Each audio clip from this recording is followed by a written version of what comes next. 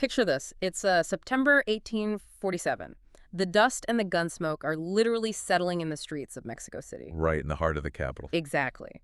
General Winfield Scott's U.S. Army has just marched into the halls of Montezuma, and the Mexican government, they've fled the capital entirely. They've just disappeared into the countryside. The organized national resistance had essentially collapsed at that point. Right. It's a total collapse. So the United States holds the enemy capital, and for a few, really intense months, it was genuinely unclear what the map of North America was going to look like. Because you had this massive political vacuum, right? Yeah. The Republic was beaten. It was ungoverned. Exactly. And back in Washington, you had these expansionist politicians backed by a very loud, very influential chorus of newspapers like the New York Herald and the New York Sun, and they were hammering this specific, really aggressive slogan, all Mexico. Right. They were demanding the whole thing. Yeah. I mean, in the eyes of many American expansionists, the U.S. had won the war, so the logical next step was simply to just take the entire country. But they didn't. No, they didn't. And that right there is the core mystery we are unraveling in this deep dive.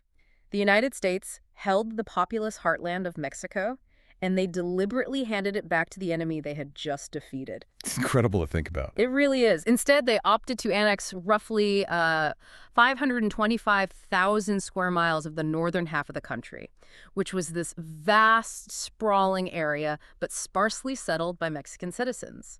So what we're going to explore today is why that new international border stopped precisely where the heavy Mexican population began. And to figure this out, we've pulled together an amazing stack of sources for you. We're diving into the raw, public domain transcripts of the U.S. Senate from 1848, the private diaries of President James K. Polk. Which are fascinating, by the way. Absolutely. Plus, military dispatches from the front lines, and the really rigorous analytical frameworks of modern historians, like Reginald Horsman and Amy S. Greenberg. And I think we should set some ground rules for our mission today, because the stakes of this history, they involve race, the institution of slavery, systemic dispossession. So we are adopting a very measured documentary tone today. Right. We are relying strictly on the primary documents, the actual words of the people in the room making these decisions. Exactly. We're not here to endorse their viewpoints, obviously, or just, cast easy judgments. The goal is to impartially report on the historical record so you can understand the cold, internal logic these decision makers use to draw the borders that we actually live with today. So let's start with the geography of that decision because it's so visually striking. Yeah, if you're listening, try to picture a map of the eventual annexation. You've got Alta California, Nuevo Mexico, sweeping all the way down to the Rio Grande. Right. On a standard political map, it looks like just a massive land grab. It really does. But try looking at that same region not as a political map, but as a topographical map. But instead of the contour lines showing elevation, imagine they represent population density. Well, that's a great way to visualize it. Right. And seen through that lens, the United States effectively took a scalpel and traced the exact line where the heavy population of Mexican citizens ended. They enthusiastically absorbed the empty space and surgically excluded the millions of people living in the center and south. Exactly. But before we get to exactly why they drew the line there, we need to understand the atmosphere in Washington. I mean, how real was this all-Mexico movement? Was the entire country actually on the table? Oh, it was incredibly real. It reached its absolute flood tide in the winter of 1847 into 1848.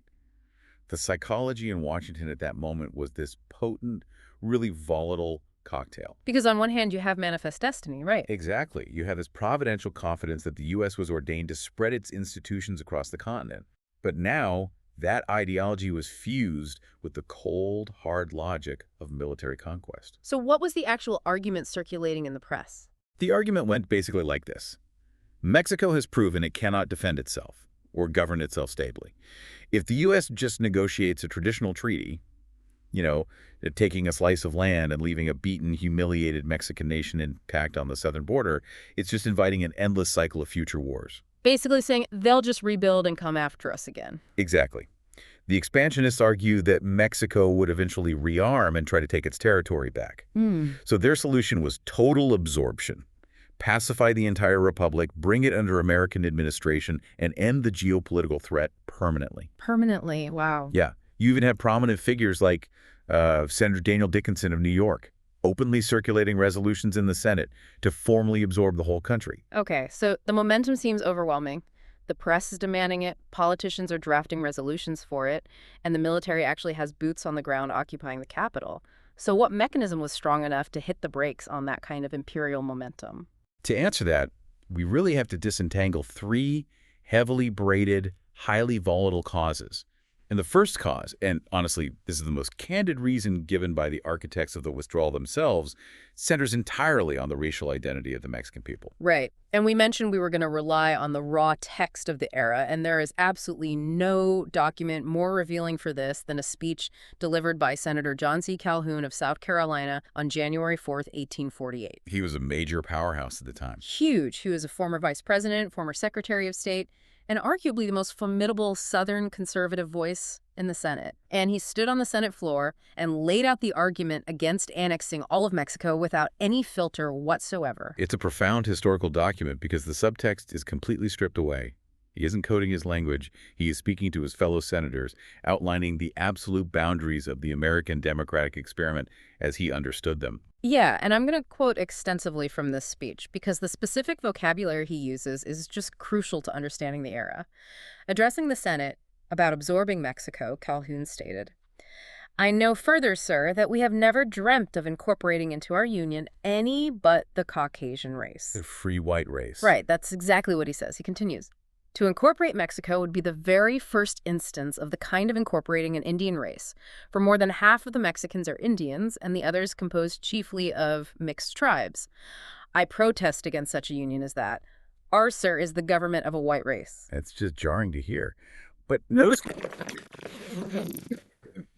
past of the war or the difficulty of administering laws over such a vast distance. No, not at all. He immediately identifies the racial demographics of Mexico as the primary insurmountable barrier to annexation. And he pushes it even further. He frames this not just as a preference, but as an existential threat to the country. He actually asks the Senate, are we to associate with ourselves as equals, companions, and fellow citizens, the Indians and mixed race of Mexico? Sir, I should consider such a thing as fatal to our institutions. He explicitly categorizes the Mexican population as, and this is his phrase, impure races, and argues they are inherently unfit for the American system of self-government. Right. And this is where the work of historian Reginald Horsman becomes incredibly illuminating. Because in his synthesis, which is called Race and Manifest Destiny, Horsman argues that this specific brand of mid-century Anglo-Saxonism was the defining parameter of American empire. Exactly. Anglo-Saxonism was this ascendant intellectual and political framework in the 1840s that, falsely claimed white Americans of Northern European descent possessed a unique inherent biological capacity for democracy and progress. And that all other populations didn't. Right.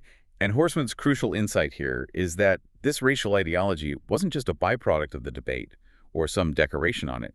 It was the actual grammar of the debate. Meaning what, exactly? Meaning the United States would eagerly take Mexican land, but the prevailing racial science and political philosophy of the era fundamentally prohibited taking the Mexican people. Yeah, for a modern listener, the sheer bluntness of it is staggering. The men deciding the borders of a nation stood in the Capitol and explicitly stated they were hungry for hundreds of thousands of square miles of foreign territory, but they viewed the non-white, largely Catholic population living on that territory as a literal threat that would destroy their institutions. The very harsh reality to confront. It is, but what fascinates me about this political moment is that Calhoun wasn't standing alone on some ideological island.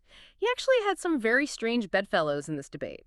You had Northern Whigs and Northern Free Soilers who also aggressively opposed taking all of Mexico. Right, which seems completely counterintuitive at first glance. Exactly. So for anyone who might be, a little fuzzy on the political factions of the 1840s, how do we explain this convergence? Like, what exactly is a Whig or a Free Soiler in this context, and why on earth are they agreeing with a fierce Southern slaveholder like Calhoun? Well, that is a vital piece of the puzzle.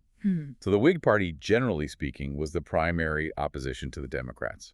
They tended to be concentrated in the North, they were more commercially oriented, and they were deeply, deeply skeptical of the Mexican-American War right from the start. They saw it as Polk's War, right? Yeah, they viewed it as an unconstitutional land grab provoked by President Polk.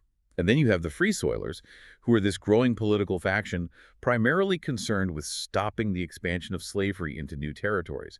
They wanted new Western lands to be reserved for free white labor. Okay, so you have anti-war Whigs and anti-slavery Free Soilers. Where's the overlap with Calhoun? The convergence happens exactly on the point of race. Many Northern Whigs and Free Soilers arrived at the exact same conclusion as Calhoun, just from a different political angle. They didn't want millions of mixed-race Mexican citizens incorporated into the Union either, even if those territories were free of slavery. Oh, wow. So you have this incredibly potent bipartisan consensus across the North and the South. They just fundamentally do not want Mexico's people inside the American political system. Precisely. But, as any historian will tell you, a single, clean narrative is usually hiding a much messier reality. Always. So we have to deliberately complicate this racial explanation. And that brings us to the second, deeply braided cause for stopping the annexation, which is the ferocious structural fight over the expansion of slavery. Yeah. If the racial argument provided the spoken logic of the debate, the slavery question was the explosive charge hidden underneath every single map drawn in the 1840s. I mean, the Mexican-American War essentially detonated the sectional crisis the moment the first shots were fired. And to understand the mechanics of how that actually happened, we need to look at a Democratic congressman from Pennsylvania named David Wilmot and the piece of legislation that bears his name, the Wilmot Proviso. Right. Let's set the scene. August 8th, 1846. It's a sweltering summer day in Washington. The war is only a few months old at this point, and President Polk has asked Congress for $2 million to facilitate negotiations with Mexico. Essentially, this is a war appropriations bill. And Wilmot steps up and tacks a rider onto that bill. And just to clarify for everyone, a legislative rider is simply an additional provision added to a bill that usually has little to do with the subject matter of the main bill itself. It's basically a legislative trick to force a controversial measure through by attaching it to necessary funding. Exactly. And Wilmot's rider was just one sentence long, but it was a bombshell. It stated that neither slavery nor involuntary servitude shall ever exist in any part of said territory acquired from Mexico. It's a simple, seemingly straightforward declaration. But what did that one sentence actually do to the internal mechanics of the U.S. Congress? It permanently altered the mathematical reality of American expansion. The proviso easily passed the House of Representatives because the North had a larger population and therefore they had more representatives. But it hit an absolute brick wall in the Senate. Because the Senate was balanced. Right. The slave states and the free states were perfectly balanced. And it's important to note the Wilmot Proviso never actually became law. It was introduced repeatedly over the next 2 years, and it always died in the Senate. But its failure wasn't really the point, was it? Not at all. Its mere existence forced a conversation that completely shattered national party loyalties. It split politicians right down the sectional seam. It turned the geopolitical question of how much of Mexico should we take into a terrifying domestic question. Will the new land be slave or free? Let's really break down the political physics of the U.S. Senate at that exact moment. Because in the 1840s, acquiring any new land wasn't just about resources or, national pride. New land meant potential new territories. And those territories would eventually be carved up into new states. And under the Constitution, every new state, regardless of its population size, gets exactly 2 senators. And that is the crux of the crisis. Because the balance of power in the Senate was the only thing protecting the Southern slave economy from Northern legislative interference. Right. So if you absorb all of Mexico, you are injecting a massive, unimaginable amount of new political representation into a system that is paranoid about tipping the scales. Which is wild when you look at the different perspectives on this. For Northern Free Soilers, taking all of Mexico was terrifying because they assumed Southern Democrats would try to carve it up into a dozen new slave states, permanently securing Southern dominance over the federal government. But for Southern slaveholders like Calhoun, the reality was actually the complete inverse and much darker for their interests. How so? Walk us through Calhoun's calculus here. Well, look at the internal laws of Mexico at the time. Mexico had already abolished slavery years earlier. The central and southern regions were heavily populated by people who were living in a fundamentally different economic system. Calhoun, who was this brilliant, if chilling, political calculator, realized that you couldn't just magically impose plantation slavery onto millions of people who were already living in a free labor system. So he knew it wouldn't work. Exactly. He foresaw that taking all Mexico would not create a sprawling empire for slavery. Instead, it would yield a massive block of non-slave, non-white territory. When those territories inevitably achieved statehood, their senators would flow into Washington and completely swamp the South's parity. It would instantly render the slave states a permanent, helpless minority in the federal government. Yes. Calhoun opposed all Mexico because he was terrified that the resulting math would destroy the political power of the South. But, this is where I find myself really struggling to untangle the threads of this history.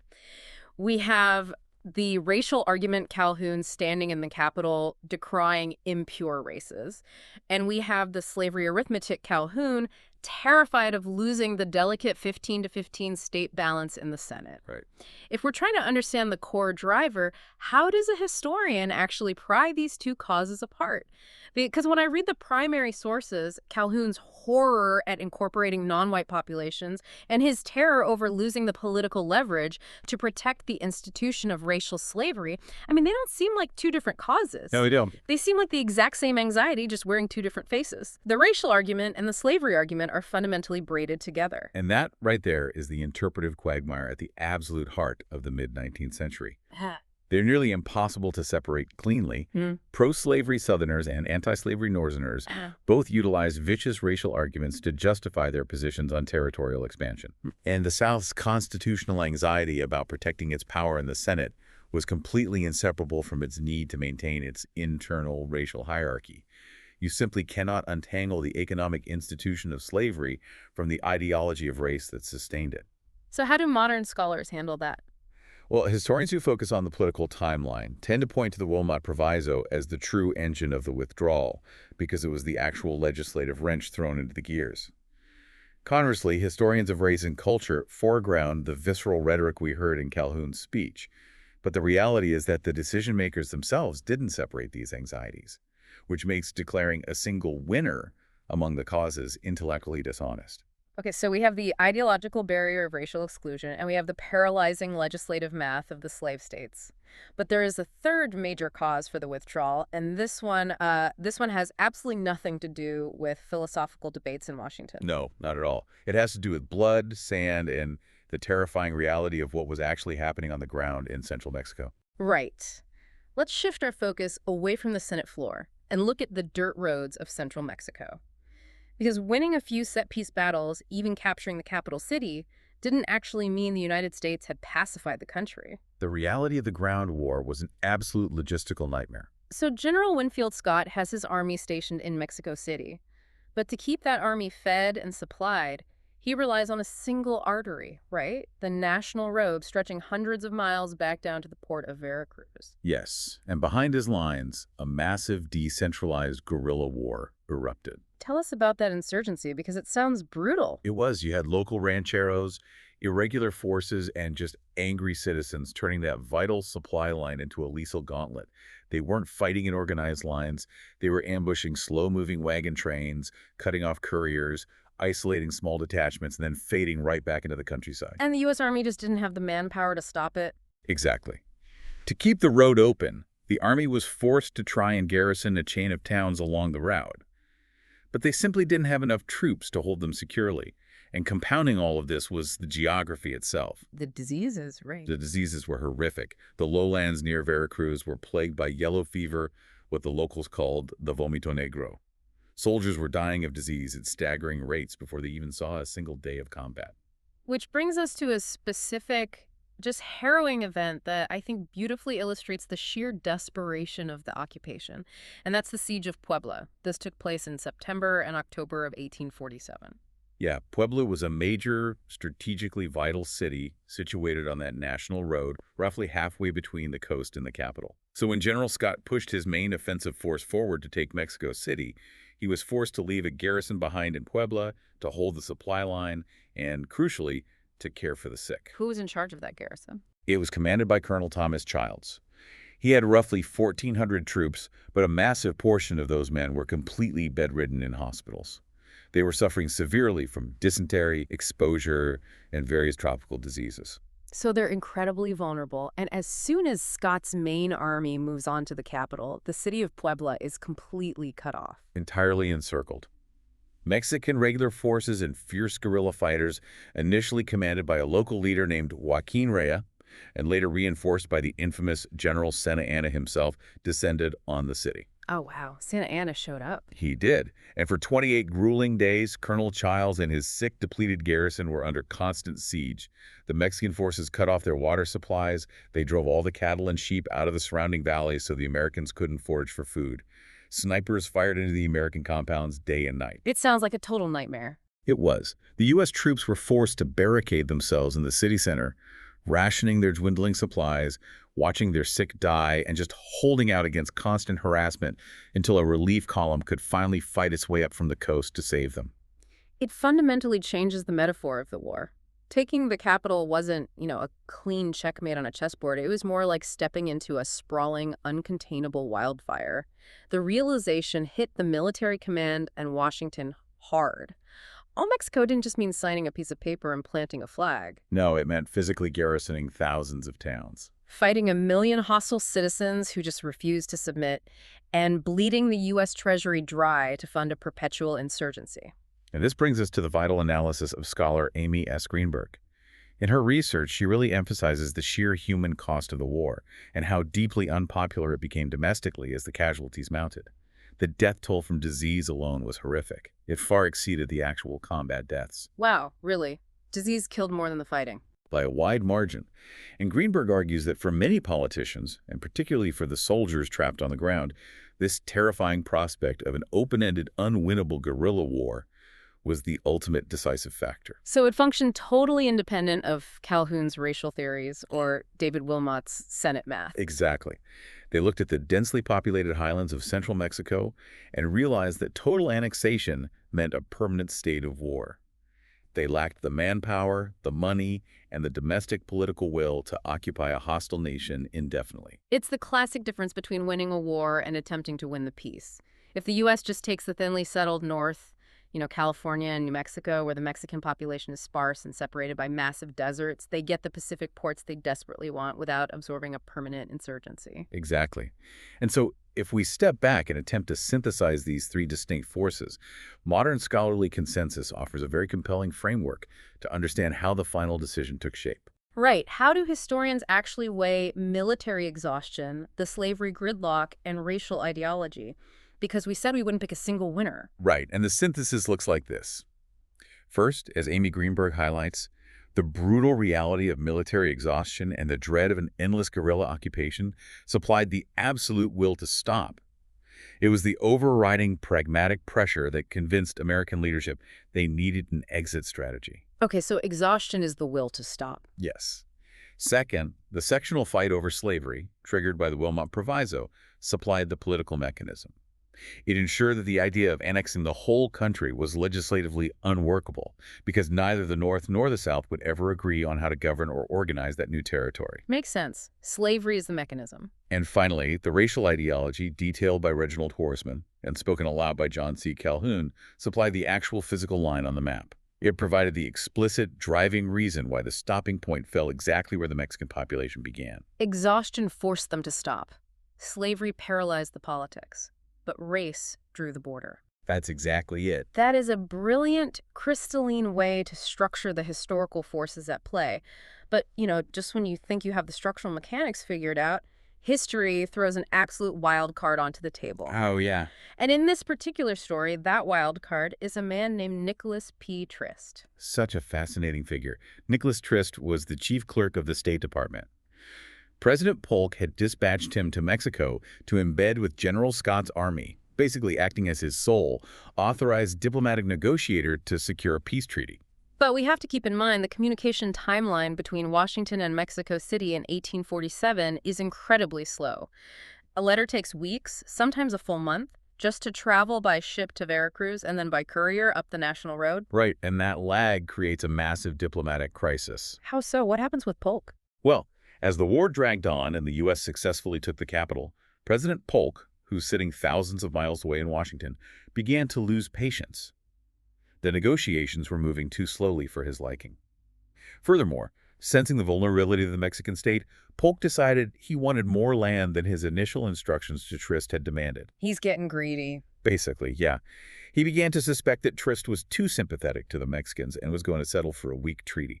So, acting on this frustration, on October 6, 1847, President Polk officially ordered Trist recalled. He fired him. He drafted a letter stripping Trist of all diplomatic authority and ordering him to return to Washington immediately. But because of that massive delay in communication, Trist doesn't even receive this recall notice until the middle of November. He's sitting in Mexico, actively trying to hammer out a deal, and he gets a letter from the President of the United States essentially saying, "You're fired, come home." And how does Trist respond? He looks at the letter, and he decides to completely ignore the president. It is one of the most stunning moments of insubordination in American diplomatic history.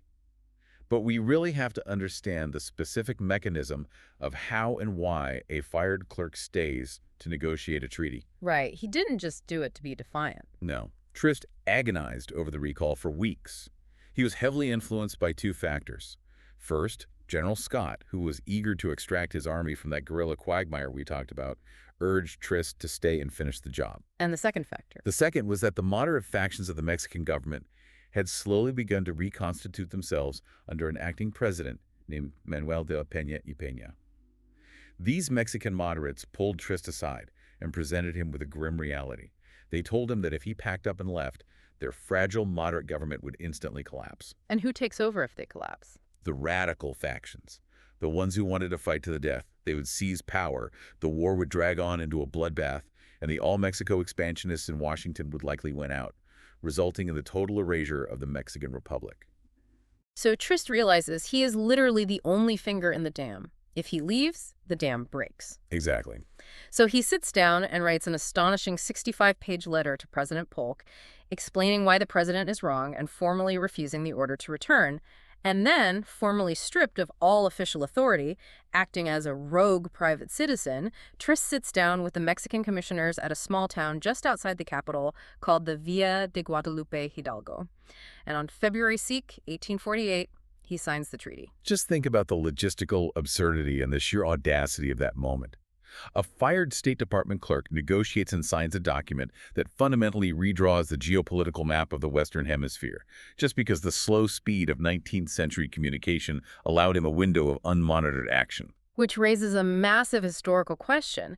Did Nicholas Trist's single act of rogue diplomacy fundamentally limit American expansion? Like, did one insubordinate clerk actually stop the U.S. from absorbing all of Mexico? It's an incredible historical irony. Because when Trist's unauthorized treaty finally arrived in Washington, President Polk was absolutely livid. His diary entries from this period are practically vibrating with rage at Trist's defiance. Polk genuinely believed the terms were too soft. He wanted more territory in northern Mexico than the treaty secured. But Polk was kind of stuck, wasn't he? He was completely stuck. Trist had brilliantly maneuvered Polk into a corner. Trist had forced a signed, completed treaty onto the president's desk at the exact moment when the Wilmot Proviso fight was threatening to tear Congress apart, the guerrilla war in Mexico was bleeding resources, and a highly contentious presidential election was looming on the domestic horizon. So Polk was caught in a trap of his own making. If he rejected Trist's treaty out of pride or a desire for more land, he risked the Mexican moderate government collapsing entirely. Right. Which meant the war continues indefinitely, which meant the slavery debate continues to radicalize Congress, which likely costs his party the upcoming election. Precisely. Polk realized he had to swallow his pride and just take the win. The treaty gave him essentially the core, sparsely populated territory he had originally gone to war to acquire in the first place, California and New Mexico. So, gritting his teeth, he submitted the Rogue Clerks Treaty to the Senate. Wow. Yeah, in a very real, tangible way, Trist effectively capped the All-Mexico movement. By presenting a finished, acceptable deal to a war-weary administration, Trist killed the momentum for total annexation before the expansionist politicians could organize a governing majority to demand it. Okay, let's look closely at the terms of this finalized document, the Treaty of Guadalupe Hidalgo, which the U.S. Senate ratified by a vote of 38 to 14 on March 10, 1848.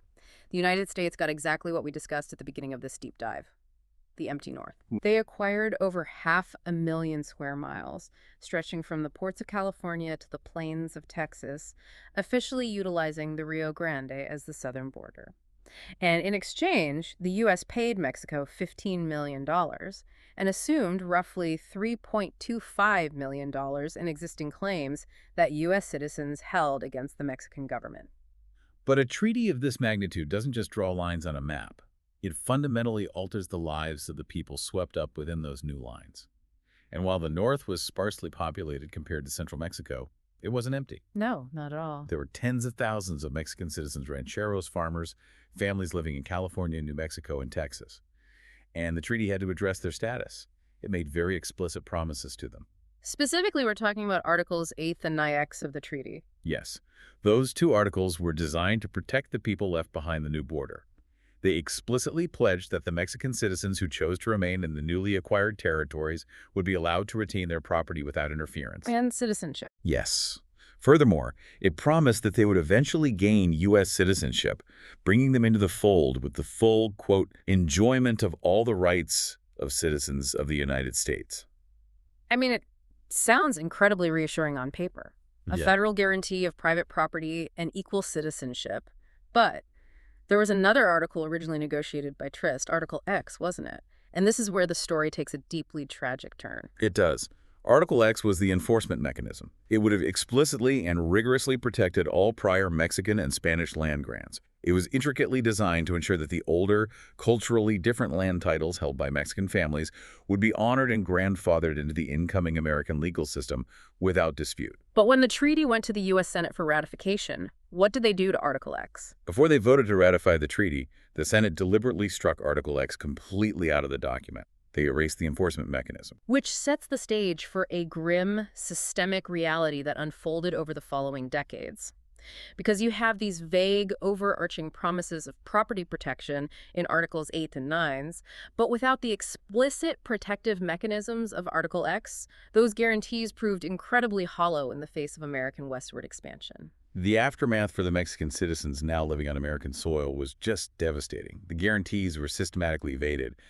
But we really need to understand the mechanism of how this dispossession occurred, because it wasn't always just vigilantes with guns. It was often a slow, grinding, legalistic process. Explain how that legal dispossession actually worked. Because if a Mexican family had owned a ranch in California for, say, 50 years, how did they lose it? Well, the incoming American legal system established tribunals, like the California Board of Land Commissioners in 1851, and these tribunals shifted the entire burden of proof onto the existing landowners. Okay, so the landowner has to prove it. Right. Imagine holding a Spanish land grant from 1790. The boundaries might be defined by a specific oak tree or a dry riverbed, which was totally standard practice under Mexican law. Right. Very informal compared to modern surveys. Exactly. So suddenly you are forced into a hostile English-speaking court system. You have to hire expensive American lawyers, pay for complex translations of decades-old documents, and travel hundreds of miles to San Francisco just to defend your title against the U.S. government. That sounds incredibly expensive. It was ruinous. Yeah. Even if you ultimately won your case and proved your ownership, which could take a decade of appeals, the sheer cost of the litigation often bankrupted the families. They were forced to sell the very land they had just successfully defended simply to pay their lawyers. And if the legal fees didn't bankrupt them, the new American taxation systems did, right? Absolutely. The new state governments imposed aggressive property taxes on these land-rich, cash-poor rancheros. And of course, there was outright violence. Thousands of American squatters, fueled by the gold rush, poured into the territories, violently occupying Mexican-owned land, knowing the local courts would rarely evict white settlers in favor of Mexican landowners. Right. The tragic result was that the Mexican citizens who remained were systematically dispossessed of their ancestral wealth and political power.